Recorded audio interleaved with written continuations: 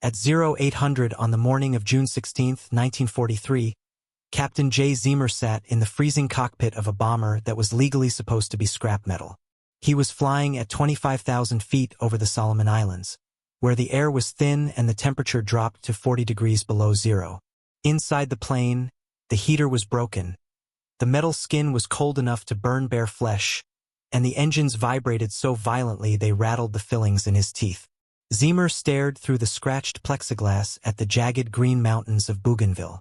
He knew that hidden in the jungle below were thousands of Japanese troops and an airfield packed with Zero fighters, and he knew that the moment they spotted his lone bomber, they would come to kill him. The aircraft Zeamer was flying was AB-17E, tail number 41 to 2666. To the Army Air Forces, it was just a serial number on a list, but to the men of the 43rd Bomb Group, it had a name. They called it Old 666, and they didn't say the name with affection. They said it with fear. The plane was a pariah, a bad-luck bird with a reputation for getting shot up, getting lost, and limping home riddled with holes. It sat at the end of the runway leaking oil and gathering dust because no sane pilot wanted to fly it. In 1943, AB-17 was supposed to be a flying fortress, a massive four-engine beast designed to carry tons of explosives deep into enemy territory. It bristled with machine guns and was built to take punishment, but Old 666 was tired. It had flown too many missions and absorbed too much damage. The frame was bent, the engines were worn out, and it was heavy, slow, and handled like a school bus with flat tires. Other pilots avoided it like a contagious disease. They called it a coffin with wings and joked that the only place it was headed was the bottom of the ocean. But Jay Zeamer wasn't a normal pilot, and he didn't care about reputations. Zeamer was a misfit. In the strict, disciplined world of the Army Air Forces, he was a problem. He didn't salute properly, slept through briefings, and wore his uniform like he'd slept in it. He bounced between squadrons because no commander knew what to do with him. He was an excellent pilot with a rebel streak a mile wide. He didn't want to fly formation. He didn't want to follow the leader. He wanted to fight. When Zeamer arrived in New Guinea, he couldn't get a crew or a plane. Nobody wanted to fly with the screw-up, and nobody wanted to give him a brand-new B-17. So he went to the boneyard. He walked to the edge of the airfield where Old 666 sat in tall grass waiting to be stripped for parts. He looked at the battered fuselage and oil-stained wings and decided this piece of junk would be his chariot. The experts laughed. Maintenance officers told him the plane was cursed, a heap of aluminum that would never fly right. Fixing it, they said, was like putting a bandage on a broken leg. Zeamer didn't listen. He wasn't looking for a parade float. He was looking for a weapon. He recruited a crew of fellow outcasts, men rejected by other pilots. They called themselves the Eager Beavers, a sarcastic name for a group always volunteering for missions nobody else wanted. They didn't just fix the plane. They mutated it. Zeamer knew the B-17's greatest weakness was the nose. Enemy pilots knew it too. A head-on attack neutralized most of the bomber's defenses. The nose had only a single .30 caliber gun, a pea-shooter against a fighter screaming in at 300 miles per hour. Zeamer decided to change the math. He raided scrap piles, scavenging machine guns from wrecked fighters and crashed bombers. He didn't ask permission. He didn't file paperwork. He just took them. He bolted gun after gun onto Old 666 until it looked like a flying pincushion. He replaced .30 caliber guns with heavy .50 caliber weapons capable of punching through engine blocks and tearing wings apart.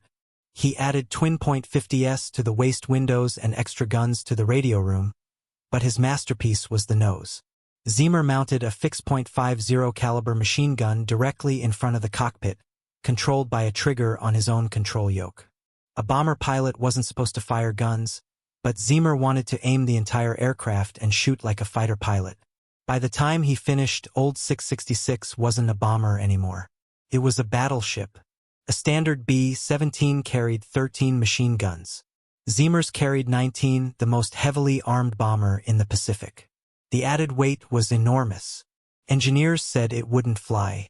They called it unstable, unsafe, a Frankenstein monster that violated every regulation in the manual. Command hated it. They told Zeamer he was crazy and warned the plane would be too slow to fly in formation. Zeamer told them he didn't plan on flying in formation. He planned on flying alone. That was why, on this freezing morning in June, Zeamer was alone over Bougainville. The mission was a suicide run. Headquarters needed photographs of Japanese airfields to plan the invasion. The bomber had to fly straight and level over the target for 20 minutes, no weaving, no dodging, a perfect target. Zeamer volunteered because nobody else would. Bougainville was the most heavily defended stronghold in the Solomon Islands, with radar, heavy artillery, and an elite squadron of Zero fighters whose only job was to kill bombers. As old 666 droned toward the island, Zeamer checked his instruments. Engines were running hot. Oil pressure was shaky. The heavy nose dipped under the weight of the guns. In the nose compartment, Bombardier Joe Sarnowski checked the twin .50s shoved through the plexiglass. He knew the plan. When the Zeros came, they would come head-on. Zeamer glanced at the fuel gauge. 600 miles from base. No escort. No backup. If they went down, no one was coming. The ocean below waited like a blue grave. Then the intercom crackled. Contacts. 12 o'clock high. Zeamer looked up. Against the deep blue sky, sunlight flashed on metal. It wasn't one plane. It wasn't two. It was a swarm. Small, sleek shapes peeled off from their patrol altitude and turned toward the lumbering bomber. They were Zeros, the Mitsubishi A6M, the most agile fighter plane in the world. They were fast, deadly, and flown by pilots who had spent years fighting in China and across the Pacific. They saw the lone, battered B-17 chugging along like a lost whale. They must have laughed. They knew the B-17 was weak in the nose. They knew exactly how to kill it. Zeamer counted them as they began their dive. 5, 10, 15, 17 fighters against one bomber. The odds were impossible. The experts would have told Zeamer to turn around. They would have told him to dive for the clouds, dump the fuel, and run for his life. A single B-17 had no business fighting an entire enemy squadron. It was a death sentence. But Zeamer didn't turn. He reached down and flipped the switch to arm the fixed gun in front of him. He tightened his grip on the yoke. He looked at the swarm of Zeros diving toward him like angry hornets. He knew they were expecting a victim. They were expecting panic. They were expecting a standard army bomber with a terrified crew.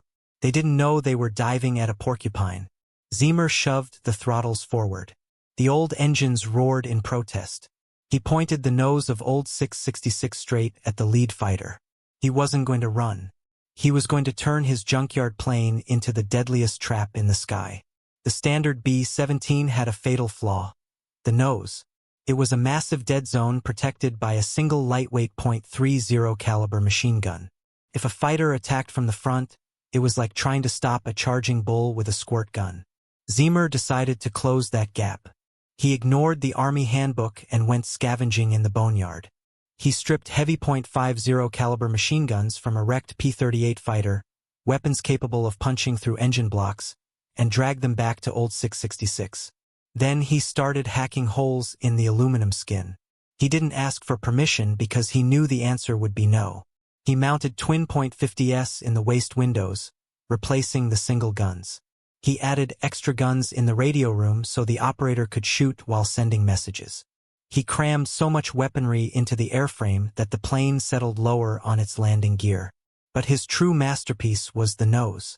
Zeamer realized that in a head-on attack, the pilot is usually helpless. He has to sit there and fly while the enemy shoots at him. Zeamer hated being helpless. He took a fixed .50 caliber machine gun and mounted it directly to the floor of the cockpit, right between his feet. He rigged a cable from the gun to a button on his control yoke. He sighted it by painting a black cross on the windshield. This modification was insane. It turned a four-engine bomber into a massive, lumbering fighter. It meant Zeamer didn't just fly the aircraft. He had to aim it. If he wanted to shoot a Zero, he had to physically turn the entire 20-ton bomber to line up the crosshairs. Engineers told him it would never work. They said the recoil would shake the instruments apart. They said the weight would make the plane unflyable. They called it a Frankenstein experiment that would get him killed. But Zeamer wasn't building the plane for engineers. He was building it for his crew. The men who flew with Zeamer were known as the Eager Beavers, a nickname given as a joke because they volunteered for missions nobody else wanted. They were misfits, rebels, and cast-offs rejected by other crews for being too undisciplined. Under Zeamer, they became the deadliest team in the Pacific. The heart of the crew was Second Lieutenant Joe Sarnosky, the bombardier. Sarnosky was a quiet, intense man from Pennsylvania who treated the nose of the bomber like his own kingdom.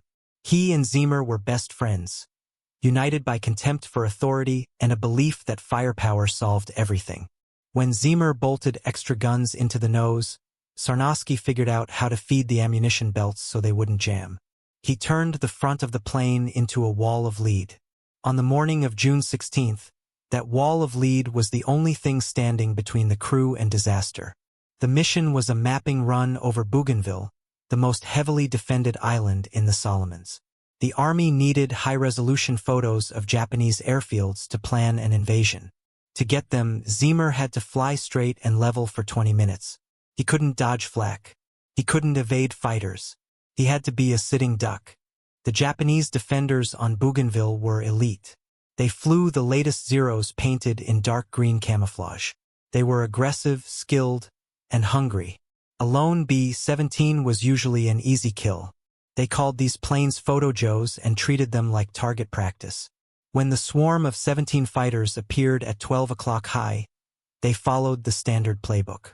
They split into groups and lined up for a frontal assault, diving at 300 miles per hour toward the glass nose. They expected to see a single pathetic .30 caliber gun. They expected the American pilot to panic and turn away. But the B-17 didn't turned toward them. Zeamer shoved the throttles forward, bringing the engines to a scream. He dipped the nose, lining up the black crosshair on the diving fighter. In the nose, Joe Sarnosky waited behind his twin .50s, thumbs resting on the triggers. He watched the Zero grow larger in the glass. He saw muzzle flashes from its wings as 20mm shells streaked past, exploding behind them. He held his fire. The manuals taught gunners to shoot from long range. Sarnosky ignored them. He waited until he could see the pilot's head. Then the porcupine snapped its quills. Zeamer pressed the button on his yoke. The fixed gun between his feet roared. Sarnosky squeezed his triggers. 3 streams of armor-piercing incendiary rounds converged on the lead Zero. The effect was catastrophic. The fighter didn't fall apart. It vanished. The engine block disintegrated. The cockpit exploded. 1 second it was attacking. The next it was scrap metal raining into the ocean. The other Zeros were stunned. But they didn't break off. They adjusted. They attacked from all sides. The sky became a chaos of tracers and smoke. 19 machine guns shook the airframe. Cordite and burning oil filled the cabin. Then a 20mm shell smashed through the plexiglass nose and detonated inside. Shrapnel tore through the compartment. Joe Sarnosky was thrown backward, hit in the stomach and neck. In the cockpit, Zeamer felt a hammer blow as a bullet shattered his leg. Another tore through his wrist. The instruments exploded in glass and sparks. Hydraulic fluid and blood coated the floor. Old 666 was dying. Sarnosky pushed away the men trying to help him. He saw another Zero lining up for the kill. Crawling back to his guns, he hauled himself upright and fired. The twin .50s roared again. The Zero's wing snapped off and it spun into the sea. Sarnosky collapsed. He had nothing left, but he had bought them time. Zeamer fought the darkness creeping into his vision. 2 Zeros were down. 15 remained. The bomber was bleeding, controls damaged, engines smoking. The enemy circled like sharks. Zeamer checked his watch. The mapping run had just begun. 15 minutes to go. If he turned back, the mission failed. If he turned back, Sarnosky's sacrifice meant nothing. He shoved the throttles forward again. Broken, bleeding, and outnumbered 15-1, the misfit pilot and his junk plane stayed on course. The escalation was complete. The dogfight had turned into a siege, and the longest 40 minutes in the history of aerial warfare was just beginning. The cockpit of Old 666 was no longer a workspace. It was a slaughterhouse. Captain Jay Zeamer was slumped in his seat, his flight suit soaked in blood. The bullet that had smashed his left leg had destroyed the bone and severed muscle. Another bullet had shredded his wrist. In a normal world, a man with these injuries would be in shock, lying on a stretcher pumped full of morphine. But Zeamer wasn't in a normal world.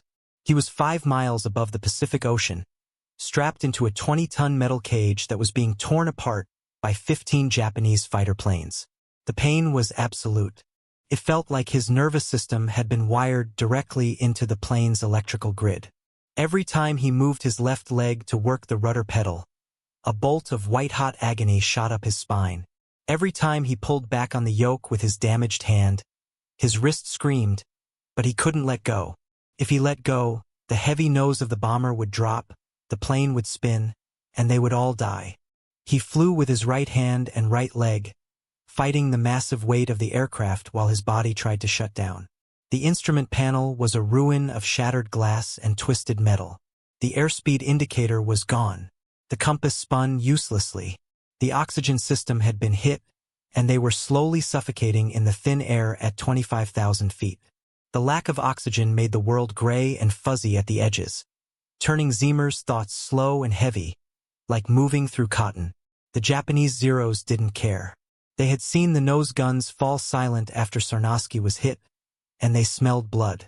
They lined up for another pass, diving from 12 o'clock straight at the shattered cockpit windshield. They wanted to finish it. They wanted to put a 20mm shell into Zeamer's chest. He saw them coming, but he couldn't shoot back.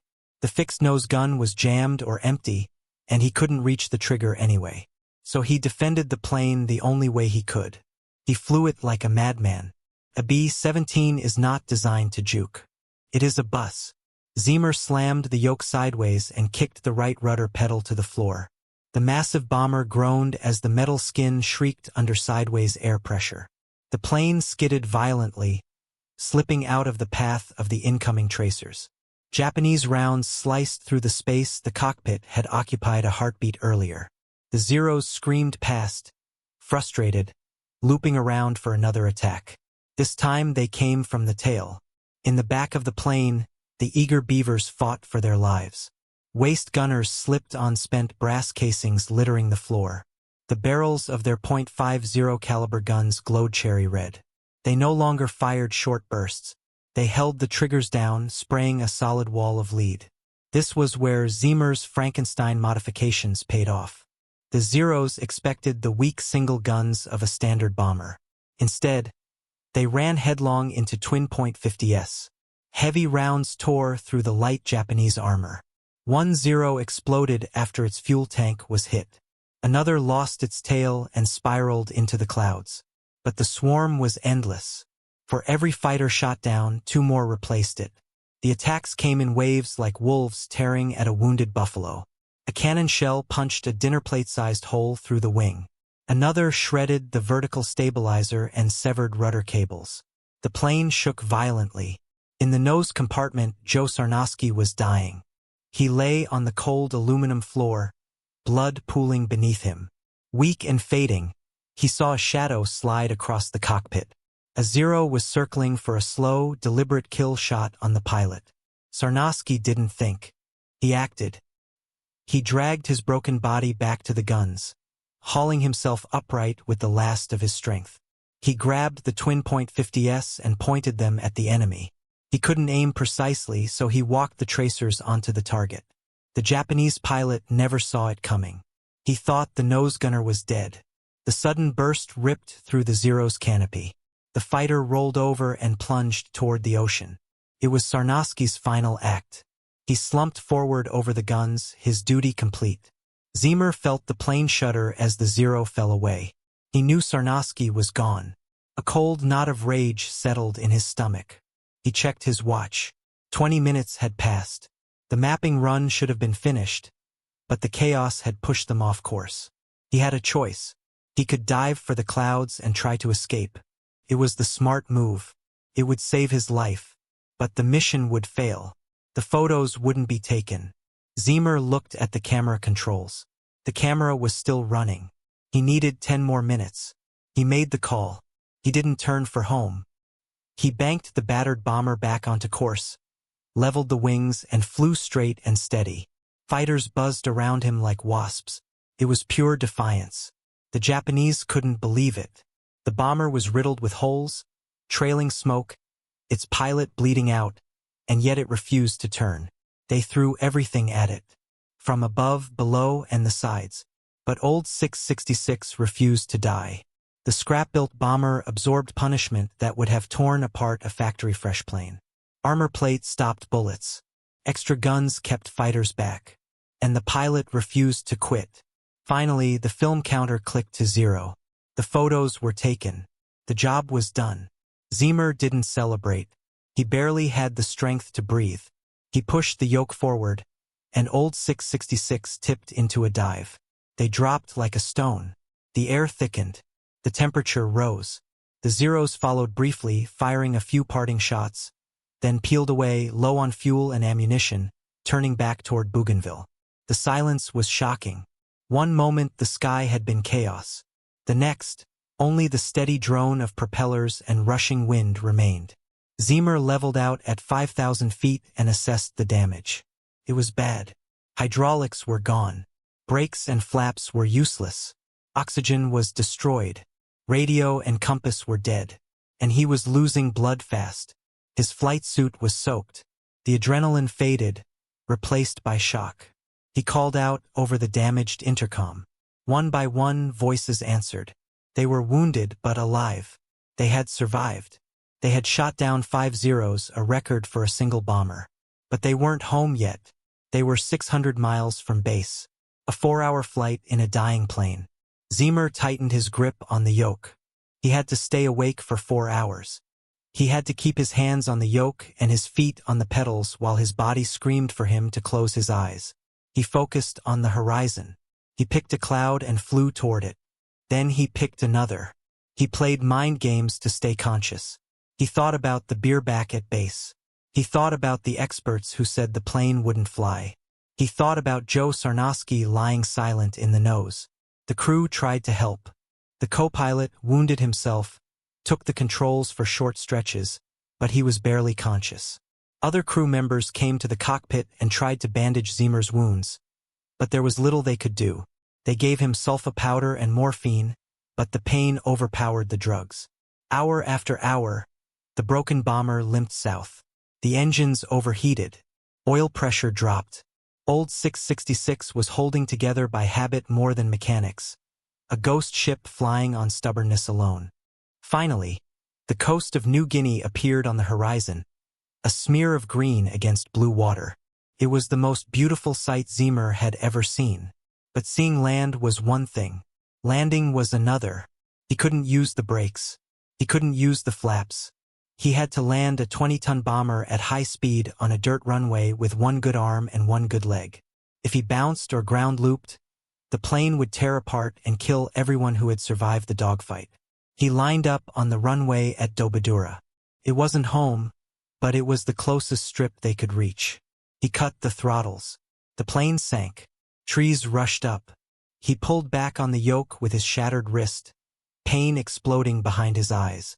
The wheels hit dirt. The plane bounced once, twice, then settled. It rolled without brakes, past the tower, past parked planes, all the way to the end of the runway and into the grass. With a groan of twisting metal, old 666 stopped. Zeamer sat in silence. He couldn't move. His hands were locked to the yoke. His leg was numb. He heard sirens. He heard shouting. He leaned his head back and looked at the empty seat beside him, then at the blood on the floor. He closed his eyes. The mission was over. The Frankenstein monster had brought them home. When the dust settled at Dobadura, the silence felt heavier than the battle. Ambulance crews ran toward the bomber, expecting bodies. Inside old 666, they found something closer to a slaughterhouse. The fuselage was punched through hundreds of times. Sunlight streamed through bullet holes, illuminating blood-soaked floorboards. It looked like a tin can shredded by a shotgun blast. They found Captain Jay Zeamer still strapped into the pilot's seat. He was gray, ghost-like. He had lost nearly half his blood. The floor around his feet was slick with blood, oil, and hydraulic fluid. His left leg was barely attached, bone shattered, muscle torn. His arm was useless. He drifted in and out of consciousness, but his hand was still clenched on the yoke. He had flown 600 miles, refusing to die until the wheels touched dirt. Medics had to pry his fingers loose to free him. They found Joe Sarnosky in the nose, draped over his guns, cold. He had died fighting. He hadn't crawled away or hidden. He stayed at his post, defending his friends until the end. As medics covered him with a blanket, word spread across the airfield. Crew members told anyone who would listen that Sarnosky had saved them, fighting a swarm of fighters with a hole in his stomach and winning. As Zeamer was rushed to the field hospital, ground crews counted the damage. They stopped at 180. There were 187 bullet holes and 5 cannon impacts. The wing's main spar was severed. By all logic, the wing should have torn off midair. The vertical stabilizer hung by a strip of metal. The fact the plane survived a 40-minute dogfight was a miracle. The experts who called it a flying coffin stared at the 19 machine guns, the fixed-nose gun, the twin-waist guns. They realized their rulebook was wrong. The Frankenstein modifications hadn't made the plane too heavy to fly. They had made it too dangerous to kill. Armor plate stopped fatal rounds. Extra guns built a wall of fire. The vindication was complete. The photos Zeamer nearly died for were developed immediately. They were perfect because he had flown straight and level through hell. Intelligence officers mapped bunkers, counted planes, marked gun positions. Those images became the roadmap for invasion. When Marines landed on Bougainville months later, they knew exactly where the enemy was. Zeamer's run saved thousands of lives. The cost was high. Zeamer spent a year in hospitals. Doctors wanted to amputate his leg. He refused. He endured surgeries, grafts, infections. He fought recovery with the same stubbornness he fought the Zeros. The Army Air Forces couldn't punish him for illegal modifications anymore. Instead, they honored him. Captain Jay Zeamer and Second Lieutenant Joe Sarnosky were awarded the Medal of Honor. It remains the only time 2 men from the same aircrew received it for the same mission. The Eager Beavers received Distinguished Flying Crosses, becoming the most decorated aircrew in American history. Old 666 didn't survive the war. Too damaged to fly again, it was scrapped, melted down, and forgotten. But for one terrifying morning in 1943, it was the deadliest battleship in the sky. It proved that weapons aren't made by paint or metal, but by the men inside them. So here's the question.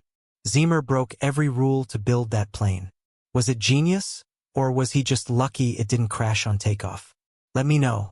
I'll be reading your answers.